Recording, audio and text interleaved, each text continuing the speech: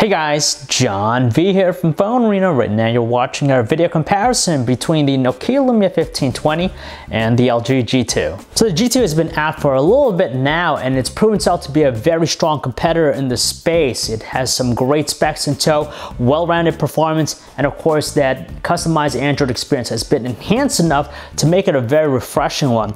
On the other side of the spectrum, you have the Nokia Lumia 1520, and the cool thing about that device is that it's packing one impressive price point right from the get-go. $100 for a tier contract. When you combine the fact that it's packing a 20 megapixel pure view camera and also some awesome specs, it's going to be a really good challenger. So bearing all that in mind, let's get started with this comparison. It's honestly tough to say which of these two designs we prefer more than the other, just because you have one that's really massive in size versus one that's more form-fitting in the hand. When it comes to construction durability, we're gonna have to go with the Lumia 1520 in this one. That's thanks to its unibody polycarbonate casing. It just doesn't have any seams in it, so it feels a lot more sturdy. Whereas with the LG G2, it has a shiny, glossy finish, which is more prone to fingerprints and smudges. It has seams, and every now and then we're gonna hear some creaking as we're holding the device. It's actually more comfortable to hold the LG G2 just because the subtle curves around its back casing, and obviously the size factor helps. It's just a lot more form-fitting in the hand. Naturally, with the Lumia 1520, it's best used with two-handed operation just because of the single hand, with its pointy corners and its wide figure. It just makes it very hefty to hold in the hand. What we have here are two gorgeous looking displays. One is just big and the other is just simply bigger. On the Lumia 1520, we have a 6-inch 1080p IPS LCD panel, which gives it a pixel density count of 368 pixels per inch. While the LG G2 packs a 5.2-inch 1080p IPS LCD panel with the smaller size display and the same resolution, it actually has the higher pixel density count of 423 pixels per inch. So even though the LG G2 on paper has the detail superiority over the Lumia 1520, honestly when we're looking at them from a normal distance, it's almost hard to distinguish actually which one is the better between the two.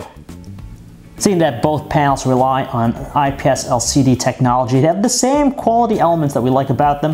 You have some great wide viewing angles, strong brightness output, superior outdoor visibility, and their color reproductions are really nice and vibrant, give them a nice glow. Ultimately though, it's going to be personal preference that's going to dictate which of these two displays is more ideal for you. Now, some people will like the larger display of the Lumia 1520, and then again, some people also like the size that we find with the G2. One of the hallmark features, of course, with the G2 is the placement of its power and volume controls. They're in the back of the device. Now, for some people, first-time users, it feels a little bit alien, whereas with the Lumia 1520, they're in an ideal spot on the right side. Now, they're both kind of a little bit flat to the touch, but at least they're responsive.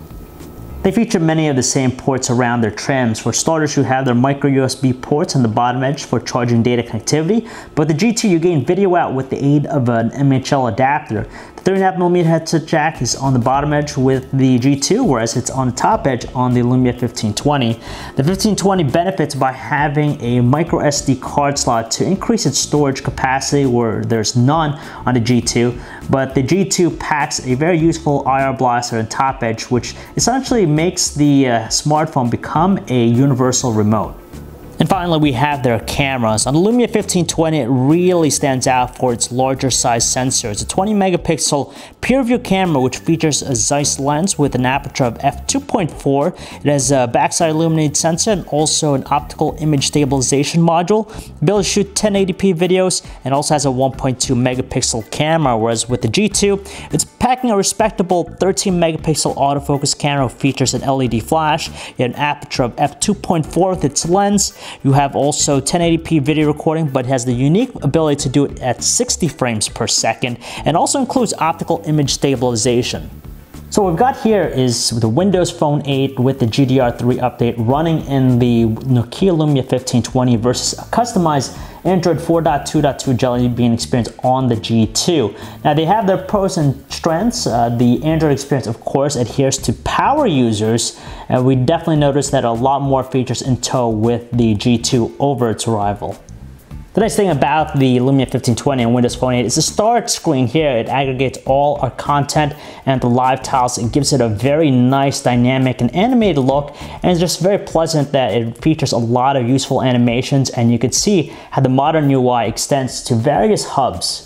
In contrast, the Android experience of the G2 provides us with more personalization elements, so you can add in different widgets, you have control in the way you have the on-screen buttons laid out, and of course it's also filled with some very neat animations going on, which gives it a really nice touch to the overall presentation value.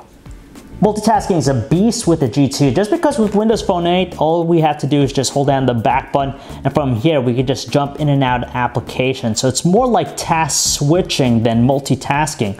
Versus with the G2, you could utilize various things. For example, you have all the different Q-Slide applications above here, and the nice thing about it is that it layers it on top of whatever we're doing, and it just offers some really neat functionality. And of course, you could change the translucency of each one of them so you have better visibility. On top of that, you also have the slide aside feature. So basically you could use 3 fingers to save up to 3 different applications, so that you could go back and actually access them at any time by swiping to the right. Productivity conscious users will really appreciate what these two handsets offer. So with the Lumia 1520, it benefits by giving us the full Microsoft Office experience, so we could create Word documents and Excel spreadsheets while also being able to view PowerPoint presentations, and those are again directly from Microsoft. Now, it might not have the actual Office application, but as an alternative, you have Polaris Office 5 available to us here at the G2, so it's a great option. And on top of that, you have all the cool note-taking features of the experience. And then you have the personal voice digital assistant services. You have the Bing experience here with the Lumia 1520, which is pretty basic in what it can do. It doesn't have the extensive features that we find with the Google Now experience over on the G2. Being high-end smartphones and all, it's wonderful to know that they're powered by the latest piece of technology. So they're both using a quad-core 2.2 GHz Qualcomm Snapdragon 800 processor coupled with 2 GB of RAM and the Adreno 330 GPU. For the Lumia 1520, it offers a very consistent performance. It rarely shows any lag. It has that nice fluid motions with pretty much everything it does, and it barely exhibits any lag. Meanwhile, we just find the G2 to be the more snappy device between the two, just because it just has a very intensive performance in everything that it does. Not surprisingly, they handle high-definition videos with barely any issues whatsoever. On top of that, they also support a lot of different video codecs out of the box. The neat thing about the G2 is that we have the ability to actually layer the video on top of something else, so it's better for multitasking. We talked about it before in other comparisons, but we're going to reiterate it here again. So with the Lumia 1520, it really stands out with its camera UI just because it mimics the styling of a traditional point and shoot. We have controls for different things such as the white balance, the ISO, shutter speed, and the exposure. But the cool thing about it is that we have the ability to also adjust the focus, which is pretty neat and one of the few phones to offer that. But the thing about it, it's lacking built-in shooting modes. We got to use a separate application to apply different filters and effects to our shots. You can't count out the LG G2 just because the camera app incorporates both shooting modes and manual control, so we could adjust things like the ISO, the white balance, and even the brightness if we want to. On top of that, it just lays claim to a lot of very cool shooting modes right out of the box, so we don't have to go to a separate app. Everything's just included with the camera UI.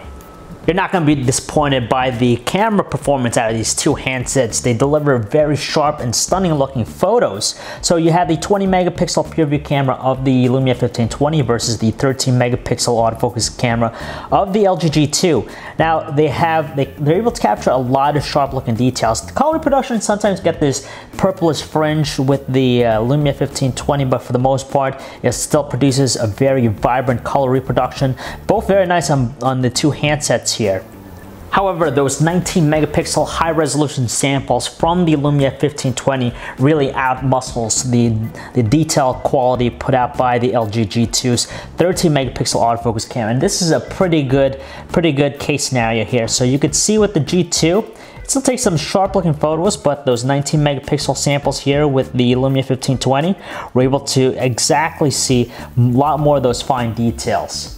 We're also impressed how they behave under lower lighting situations. They still take some amazing looking photos. Now between the two, it just seems like the G2 shots are a little bit brighter than that of the Lumia 1520. It could be due to just the longer exposure time, but with that though, sometimes it just misses out on some of the details. It just tends to cast a little bit of an overexposed look, so sometimes it just doesn't quite capture as much of the same details, but nevertheless, still nice with the two handsets, and their LED flashes work pretty well. They're also very potent even in far distances. It's a slight win for the Lumia 1520 when it comes to still image quality, but it's a clear victory for the G2 when it comes to shooting 1080p videos. We just prefer its quality over the Lumia 1520. 1520, it's just subdued with its poor details, whereas with the G2, we're really captured by the amount of clarity it's able to produce. On top of that, it shoots at 60 frames per second, so it has a nice fluid-like look. With the Lumia 1520, we have the options of shooting in either 30, 24, or 25 frames per second, which is great for variety, but overall, it's still lackluster with the quality when compared to its rival. Neither handset's actually a strong performer when it comes to call quality. They're nothing more than average. Now with the Lumia 1520, its earpiece just sounds a lot weaker than the G2. G2, even in the middle setting, we're able to sufficiently hear voices, but every now and then on both handsets we might have some distortion, but for the most part we're still able to carry on with our conversations. The larger battery of the Lumia 1520 benefits the handset by giving it the longer battery life. In our experience, on heavy usage, we're able to get close to a day and a half versus the single day of usage from the G2. Now that's partly because the Lumia 1520 is packing a larger size 3400 milliamp hour battery versus the 3000 milliamp hour one in the G2. Now here is where it gets a little bit interesting. Lumia 1520, $100 2-year contract. LG G2, $200 with a 2-year contract. You're just gonna save half the money picking up the Nokia Lumia 1520. At the same time, doesn't really find any compromises in the specs department. Still packing the same processor. It has a gigantic screen, and obviously the camera is also top-notch. So why would anyone want to go with the LG G2 knowing that it's $100 more than the Lumia 1520? For starters, it has an IR blaster, so it doubles as a universal remote. You have also the ability to get video out functionality with the native adapter. And finally, the biggest differentiator here is just the software experience. It's far more comprehensive than what you get with the Windows Phone 8 experience out of the Lumia 1520. So that's partly the reason why you want to go with this one. It really adheres to the needs of power users more than its rival. Naturally, both smartphones are fantastic in their own unique way. If you love big phones, there's no question the Lumia 1520 is going to be the perfect device for you. On top of that, you're going to save the money too at the same time. But if you're a power user and you want just a lot of cool software features and want a high-end smartphone, then the G2 is going to be right up your alley. So if you guys want to learn more about either handsets, you can check out our website, PhoneArena.com. It's John V. Thanks for watching.